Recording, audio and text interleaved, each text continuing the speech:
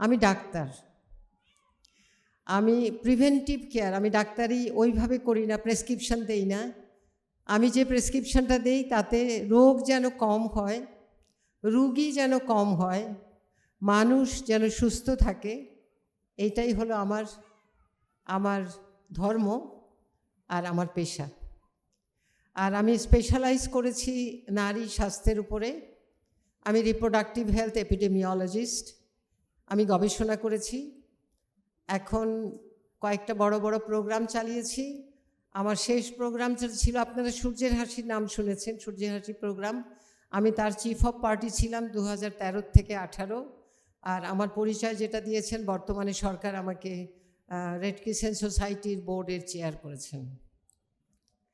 আমি আপনাদের সামনে জামিয়ে যে কথাটা বারবার আমার মনে হচ্ছে, যে আমি ফিউচারের লিডারের সামনে দাঁড়িয়ে আছি। আপনারা সবাই আমার ভবিষ্যতের লিডার। এবং লিডার বলতে যে শুধু আপনি নিজের প্রফেশনে লিডার হচ্ছেন তা না, দেশের যে সার্বিক দিকগুলো আছে সব দিকের লিডার।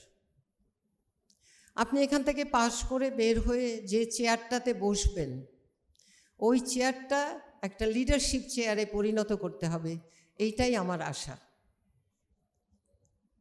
আপনি এমন কিছু করে যাবেন যেটা দৃষ্টান্ত হয়ে থাকবে, যেটা পরবর্তী মানুষ যারা আসবে তারা বলবে, ম্যাডাম, স্যার এই কাজটা করে গেছেন। আমি আজকে সকালে এক জায়গায় ছিলাম, সেখানে বলছিলাম যে কুমিল্লা বার্ড, বগুলা বার্ড, এই বার্ডের যিনি ছিলেন আক্তার হামিদ খান, একজন লিডার ছিলেন। উনি সরকারি কর্মচারী ছিলেন, সিনিয়র সেক্রেটারি ছিলেন, কিন্তু একটা সিস্টেম তৈরি করে গেছেন, একটা মডেল তৈরি করে গেছেন, যেটা আজকে আমরা ফলো করছি। তেমনি এরকম এক্সপেকটেশন আমাদের আছে।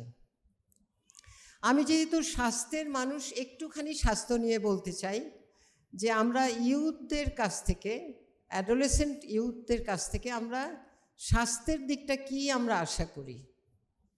আমি যে একটু আগে লিডারের কথা বললাম, এই লিডার নিজের বাড়িতে লিডার হবে, নিজের ভাই বোনকে শেখাবে, নিজের ভাই বোনকে অনেক কিছু শেখাবার আছে, আদব কায়দা, নৈতিকতা, গুরুজনদের কিভাবে মানতে হবে, স্কুলে কিভাবে টিচারকে মানতে হবে, পড়াশোনা কিভাবে করতে হবে। আমরা যেন মনে হয়, আমি যখন অনেক শুনি মনে হয় যে না, আজকালকার জেনজিরা বড়দের সম্মান করতে পারবে না, পারে না। কেন আমাকে এই কথা শুনতে হবে? আমি যখন বাসে যাব, মেট্রোতে যাব, সেখানে যেখানে লেখা থাকে প্রবীণদের জন্য জায়গাটা বা এল্ডারলি পার্সনের জন্য জায়গাটা, ওখানে তো আমি বসতে পারবো না। আর যদি বসেও যাই, আমার থেকে বয়স্ক যিনি আসবেন তাকে সঙ্গে সঙ্গে উঠে ওই জায়গাটা দিতে হবে। আমি আজকাল শুনি যে আপনারা এটা করেন না, তা তো নয়। আমার যেটা ধর্ম আমাকে মানতে হবে। আমার ধর্ম হলো আমার থেকে গুরুজন যিনি, তাকে সম্মান করা, তার জন্য যেটা নির্ধারিত জায়গা সেখানেই তাকে বসতে দেওয়া, ওটা আমার জায়গা নয়। সুতরাং আপনার যেটা নয় সেখানে আপনি হাত দেবেন না, এইটাই আমাদের চাওয়া। আমরা অনেক কিছু নিয়ে কথা বলতে পারি, হেলথের কথা আমরা বলছি, প্রমোট করা। আমি যখন আপনাদের দেখি, আপনাদের তখন কমিউনিটিতে আপনার এনগেজমেন্ট, আপনার পরিবারের মধ্যে এনগেজমেন্ট, আপনি যেখানে আছেন সেখানে এনগেজমেন্ট। আমরা আজকাল অনেক শুনি যে অ্যাডোলেসেন্ট ইউথ, এদের মেন্টাল কন্ডিশনগুলো দিন দিন খারাপ হয়ে যাচ্ছে, তারা নিজেদেরকে মেন্টালি ম্যানেজ করতে পারছে না। কেউ অনেক বেশি অসুস্থ হয়ে যাচ্ছে, কেউ আরও বেশি সুইসাইডাল টেন্ডেন্সি এগুলো হচ্ছে। এগুলো কিসের অভাবে হয়? আপনারা তো লেখাপড়া জানা মানুষ, ওটাকে বের করে নিয়ে আসতে হবে। কোভিডের পরে আমরা এগুলো নিয়ে আমি জনস হপকিন্স থেকে মাস্টার্স ইন পাবলিক হেলথ এবং ডক্টরেট ইন পাবলিক হেলথ করেছি। তো ওদের সঙ্গে যখন আমরা ইন্টারাক্ট করছি পোস্ট কোভিড, ডিউরিং কোভিড, তখন মেন্টাল হেলথটা কেন একলা ঘরে থাকছে, কমিউনিকেট করতে পারছে না, তখন মেন্টাল হেলথটা একটা বড় ইস্যু হয়েছিল। এবং মেন্টাল হেলথে সাপোর্ট দেওয়ার জন্য ওরা একটা আলাদা কমিটি করলো, ওরা অনেক কিছু করার চেষ্টা করলো। তো এরকম সিচুয়েশন কিন্তু আপনারা যারা সামনে আছেন, এটা হতেই পারে। সুতরাং একজন আরেকজনকে সাপোর্ট করতে হবে, আরেকজন আরেকজনকে হেল্প করতে পারে। আপনারা ডিজিটালি আজকাল অনেক অ্যাডভান্সড আছেন, এটাকে পজিটিভলি ব্যবহার করতে হবে, এটা কমিউনিকেশনে ব্যবহার করতে হবে। কিন্তু নিজেকে অসুস্থ করে দেয়, নিজেকে অসামঞ্জস্য করে দেয়, সেরকম একটা ব্যবস্থার থেকে নিজেকেই সরে আসতে হবে।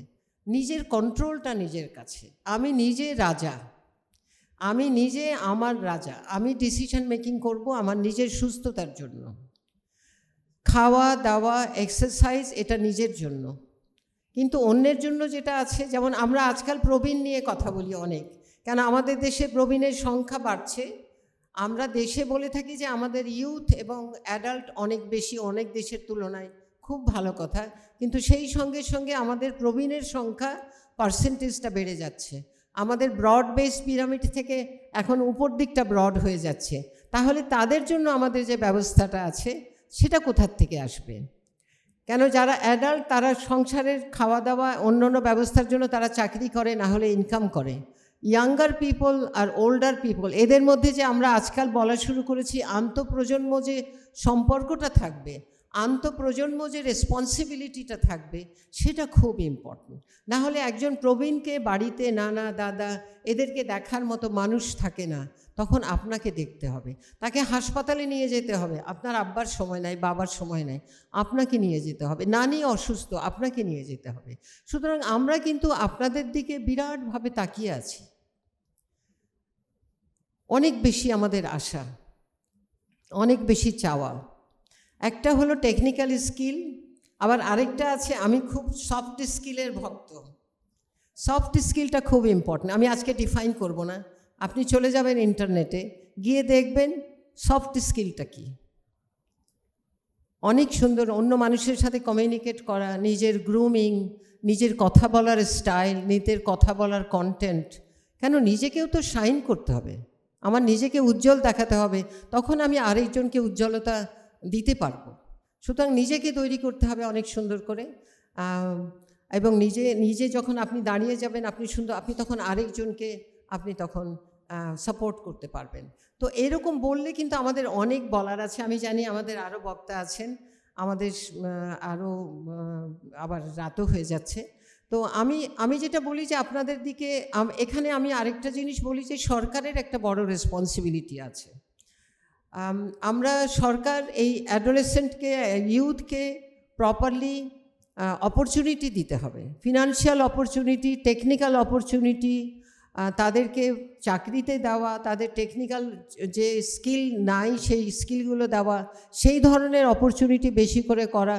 আমরা ডেমোগ্রাফিক ডিভিডেন্ডের কথা বলে থাকি, কিন্তু মনে হচ্ছে যে খালি মুখেই বলছি, আসলে এগুলোকে ইমপ্লিমেন্ট করার জন্য ওয়েল অর্গানাইজড আমাদের সিস্টেম নাই এখনও, ওয়েল অর্গানাইজড মডেল আমরা এখনও করতে পারছি না, কোনো দেশ করেছে। সুতরাং আপনাদের নিয়ে করার অনেক কিছু আছে, কিন্তু আপনারা যদি অন্যের দিকে তাকিয়ে থাকেন তাহলে হবে না। নিজের মডেল নিজেকেও তৈরি করতে হবে, ইমপ্লিমেন্ট করতে হবে, ওখান থেকে যে বেনিফিটটা সেই বেনিফিটটাতে আসতে হবে। তো অনেক এক্সপেকটেশন আপনাদের কাছে। আমরা অনেক সময় আজকাল দেখেন প্রায় ফেসবুকেও আসে যে আপনি এনআইডি করলেন, এনআইডির মধ্যে নাম ভুল দিল, মানুষ বলছে ইচ্ছা করে ভুল দিচ্ছে, আবার আপনাকে টাকা দিয়ে সারাতে হবে। আপনি একটা জমির দলিল করলেন, একটা বাড়ির দলিল করলেন, সেই দলিলের মধ্যে আপনার নামটা ভুল করে লিখে দিল, যাতে আবার আপনি যাবেন, আবার আপনি টাকা দেবেন।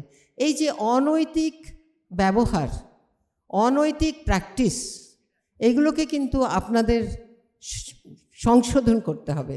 আমরা সেই দিনের জন্য তাকিয়ে আছি। আমি ভুলে গেলে হবে না যে এটা আমার রেসপন্সিবিলিটি। আমি যেমন মনে করি এটা আমার রেসপন্সিবিলিটি, আপনাকে মনে করতে হবে এটা আপনাদের রেসপন্সিবিলিটি। তো আমাদের অনেক আশা আকাঙ্ক্ষা আপনাদের কাছে। আপনারা সুন্দর করে আরেকটু বড় হন, আপনারা সুন্দর জায়গায় নিজেকে প্রতিষ্ঠিত করেন, আপনারা ওই আসনে বসেন যেখানে আপনি অনেক কিছু দিতে পারবেন দেশকে এবং সবাইকে, আপনার আশেপাশে যারা আছে, আপনার কমিউনিটি, আপনার বাড়ি, আপনার পরিবার, আপনার কর্মস্থান, আপনি যেখানে চলবেন সেখানেই দিতে পারবেন। আমার এই আশা ব্যক্ত করে আপনাদের সুন্দর ভবিষ্যৎ কামনা করে আমি শেষ করছি। অনেক ধন্যবাদ।